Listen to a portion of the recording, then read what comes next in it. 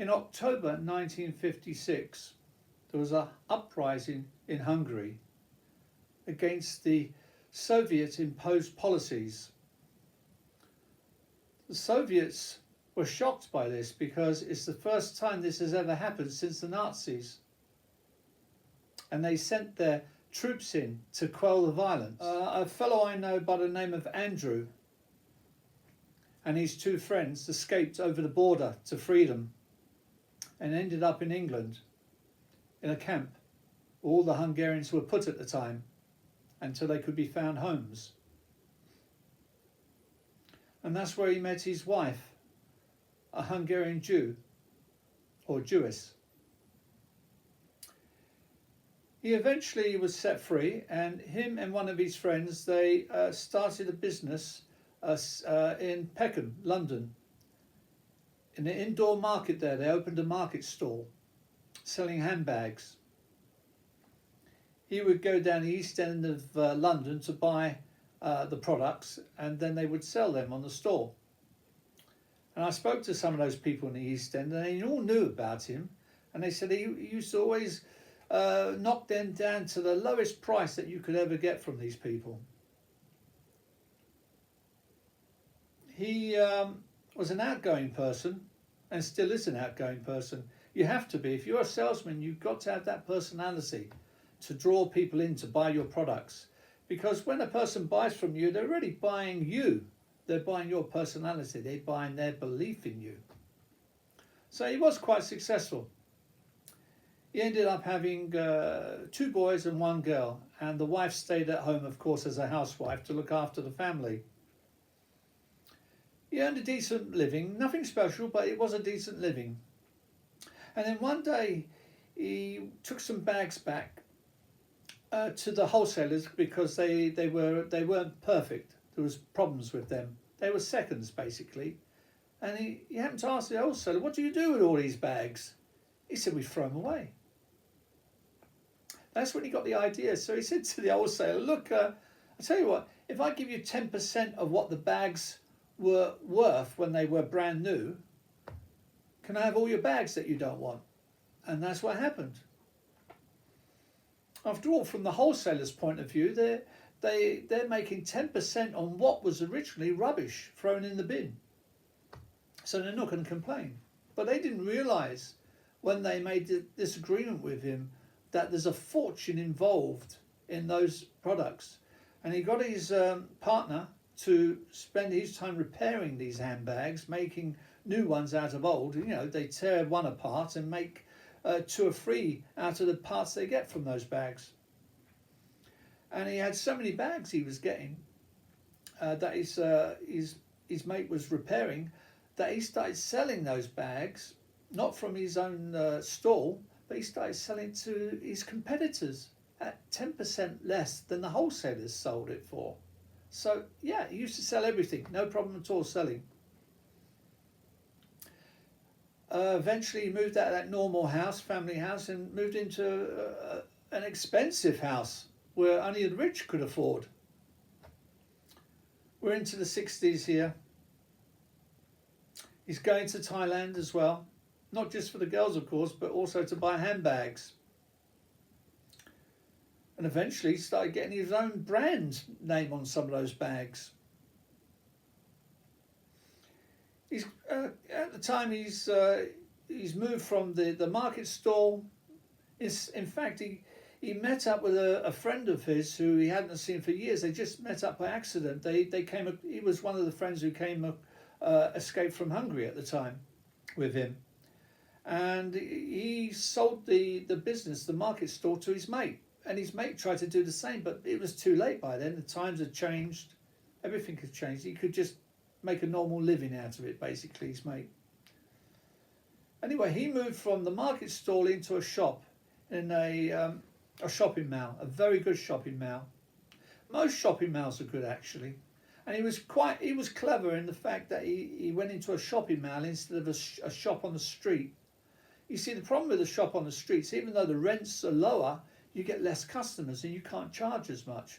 All the people with money, they like to park their car and just go shopping and not worry about the car. Well, that's the shopping malls. So he got good customers there. And that's where his fortune really started to come in. Now, in the 70s, he decided that he was going to move into the wholesale business.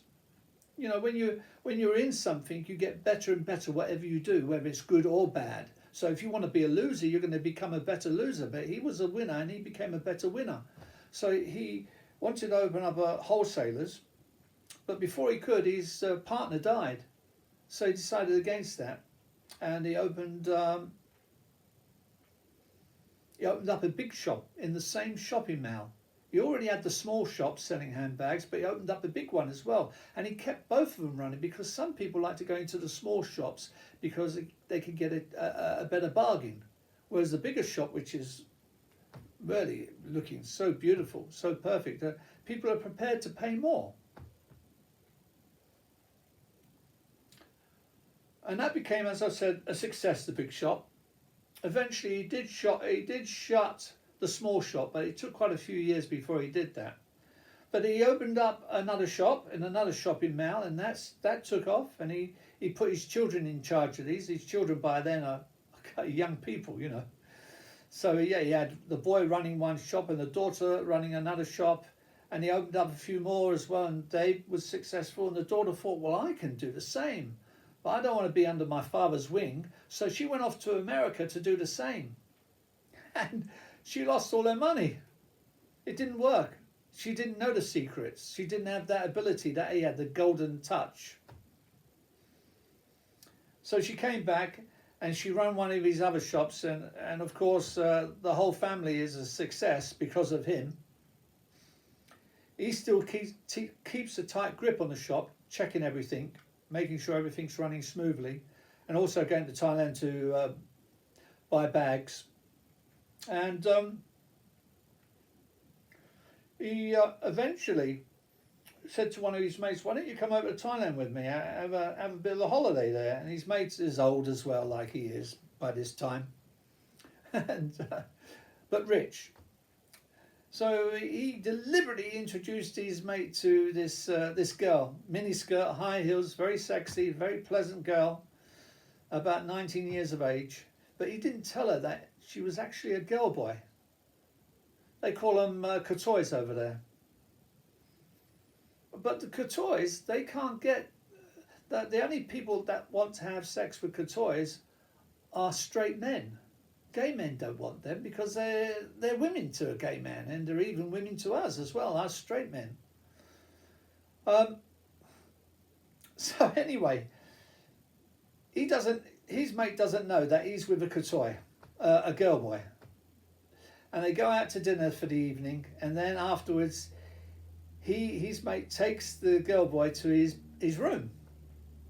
And his friend can't wait to see his mate's face the next morning. But anyway, he comes down to breakfast the next morning with the girl boy, and they're eating, and he's smiling. The friend, turns out he's falling in love with her. He eventually left his wife back in England, this fellow, and ended up being with just that girl boy, living together. Lives a very good life from what I know. But another one of his friends, he was retired by then. He was an ex-jeweler, but he had lots of money, and his wife had died. So he said to him, "Why don't you come over for a holiday?" He said, "Oh no, I know all about Thailand, all that sex over there." He said, "I'm not going to get HIV or something." He said, "Don't be silly. Your age, you're going to die of old age before HIV is going to kill you. Who cares? You know, enjoy the last years you got." Well, anyway, he refused. You can't. A lot of old people can't change. They're stuck in their ways, aren't they? Anyway, 6 months later, the fellow has a heart attack and keels over dead.